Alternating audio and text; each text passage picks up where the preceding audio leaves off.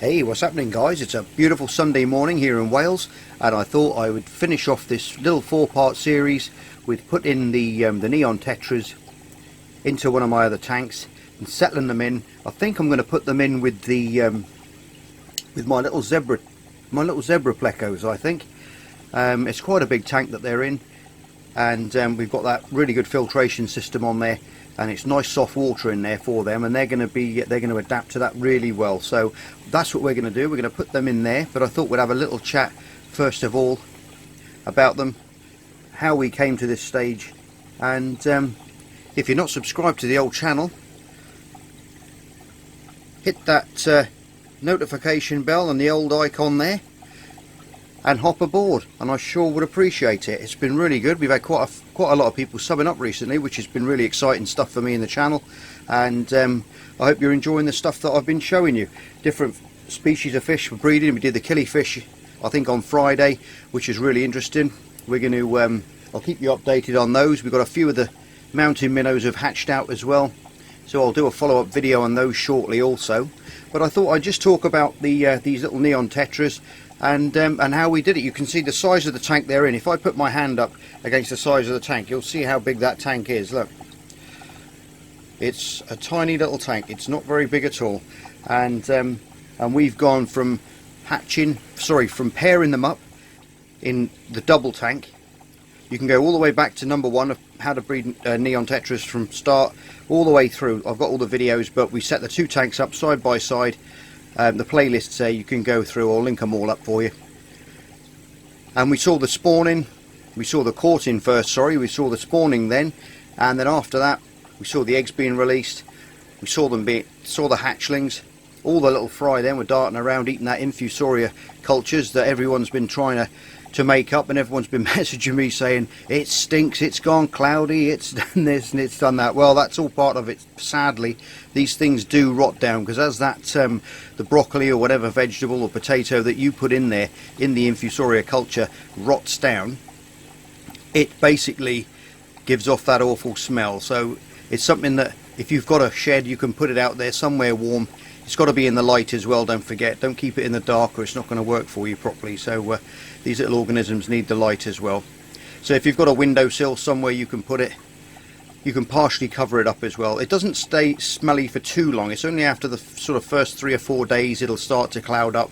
And when you see that clouding in the water, that's the infusoria actually growing in the water. That's actually them. It's like the decaying matter rotting down, and they'll be feeding on that then. So after a given period of time, you'll find the water will clear up, and that is when you'll see them at their biggest, when they're like an adult size, when you can just see them. They're like tiny grains of sand, smaller than that, and they'll be all over the place hopping about in the water column, and they're the little guys that you suck out and push, and as you've seen me do with a turkey baster, into the tank with them to feed them when they first hatch, because they are super small and they've got little tiny mouths. And that is the hardest part of bringing fry up, is getting these cultures right. And then when you've got them, you're only going to need it for the first week. After that they're going to readily accept the water worms, which I've got a culture here. You can see them all over the glass. In fact, what I'll do is now, before we move them, we can give them a little feed. I'll just take some out and you'll see them feeding on some of these little guys. I've got a video on these as well, on how to culture these water worms. There you go, you'll see them all flowing down now in their hundreds, and these little guys will start nailing them. But these are the things that you feed them afterwards to get them up to a bulkier size. These are big enough now to take Artemia, brine shrimp, which we've been feeding them if you've been following the this series along. They've already had some this morning, but I thought I'd just put a few of these water worms in. You can see them, thousands of them there, wriggling down, and it won't be long before they start feeding on those little guys. But they do grow quite quickly, as you can see. The last time we looked at them, they only had the slight blue flash down the body and above the eye. But now, as you can see, they've got their near enough all their colours now. The red's coming in as well. That blue's really popped out.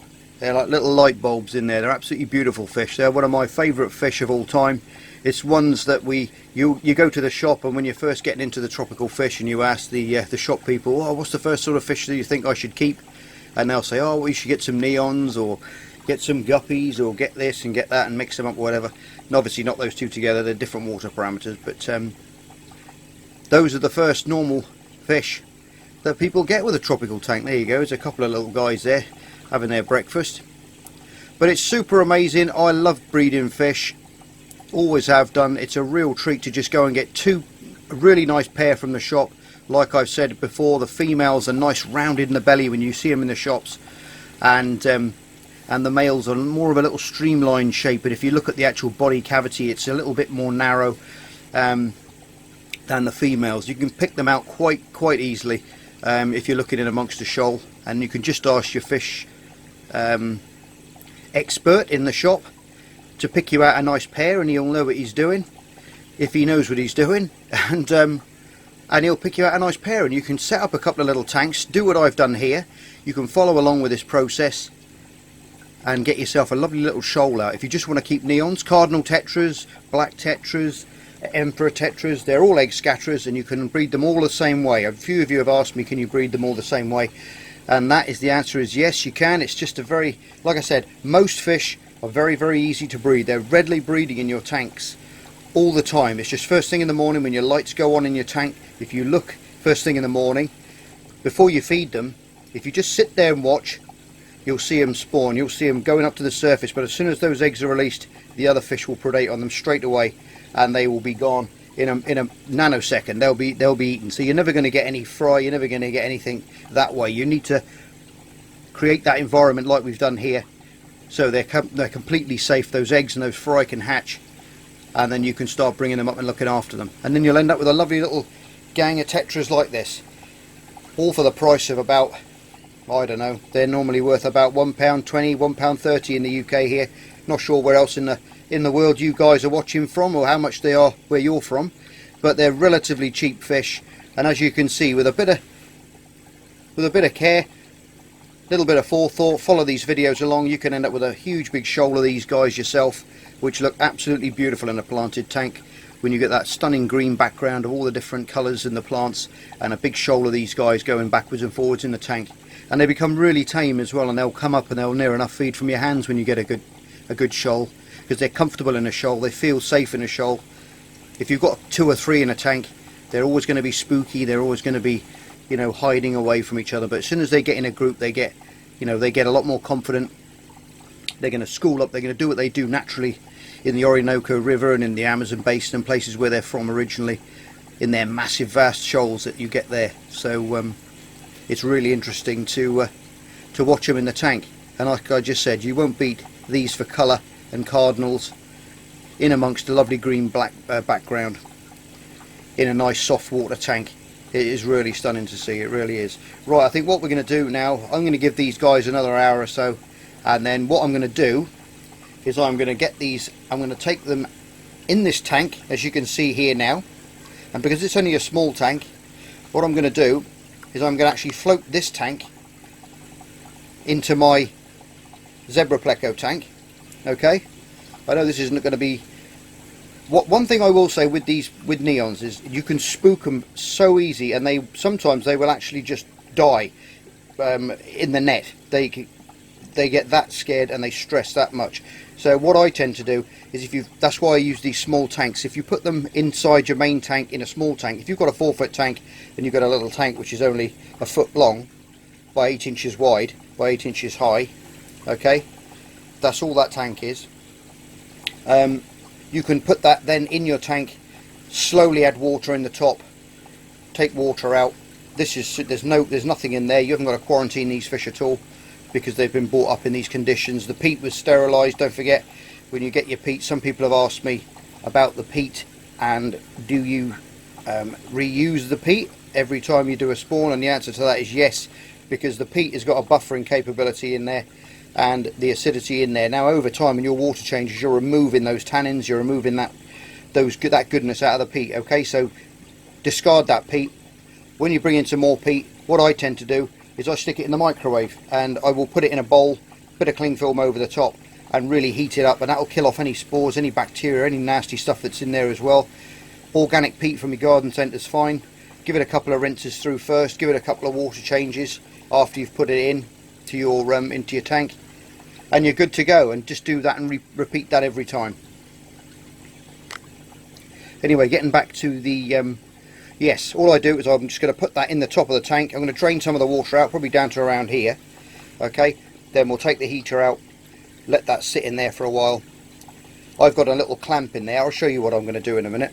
And then what we're going to do is we're just going to actually let them swim out in their own time. So if you try and net them, they can die in the net through stress. So it's really important that you do this carefully. If you chase them around the tank at this late stage, there's a good chance they're just going to drop dead in the net. So you've got to be pretty careful there, okay?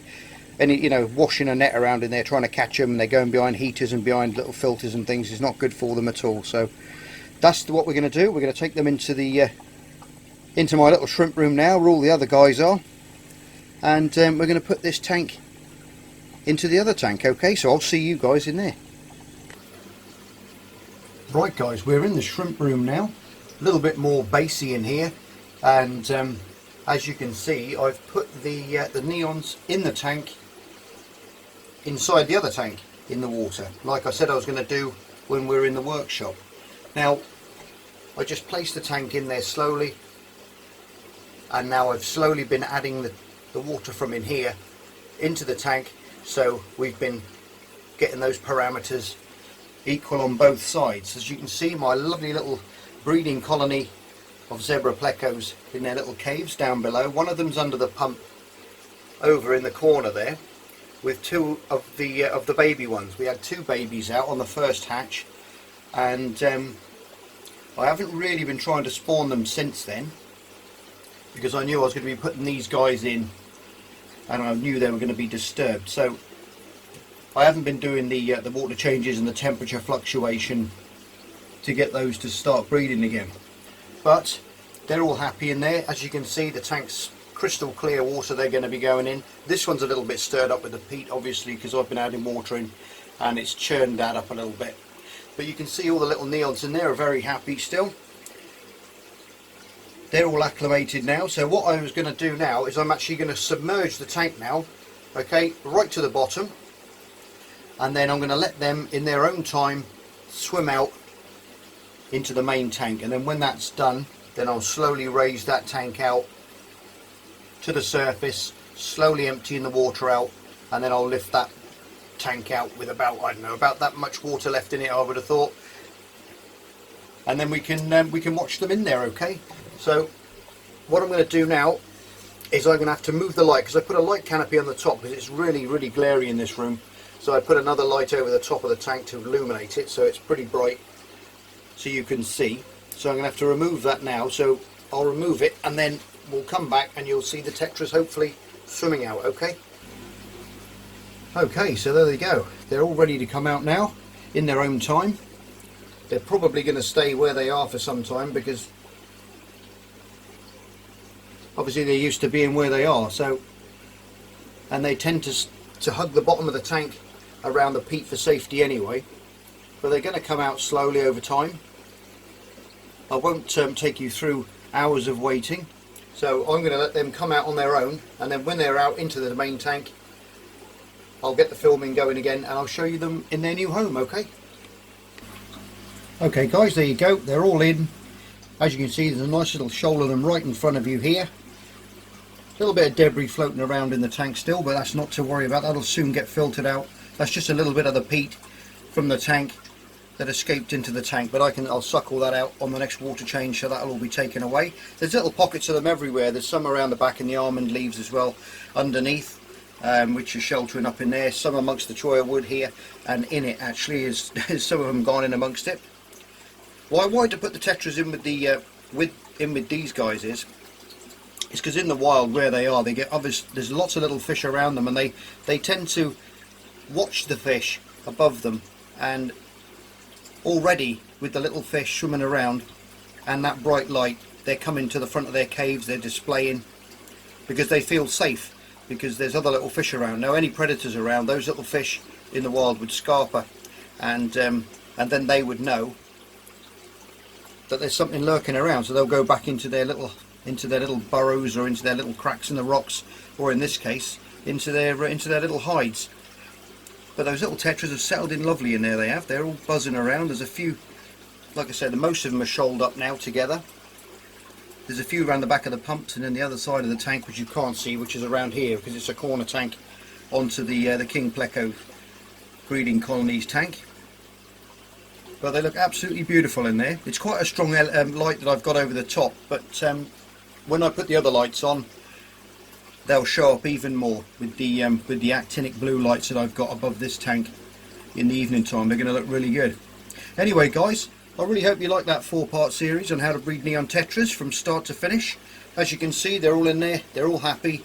So get yourself down your local fish shop, get yourself a nice pair of tetras, get a couple of little tanks like I showed you in part 1, and get yourself and breed some. And just as I said that, my 2 plecos, one of them has just dived in that pot there with the other one, so fingers crossed we'll be able to do a how to breed zebra plecos video very shortly for you, and I can show you how to rear those little guys up as well.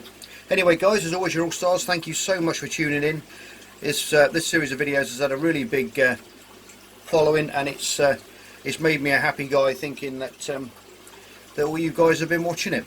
Anyway, as always, take care, look after yourselves, you're all stars, and I'll see you on the next episode of Marcus Aquatics. Bye for now.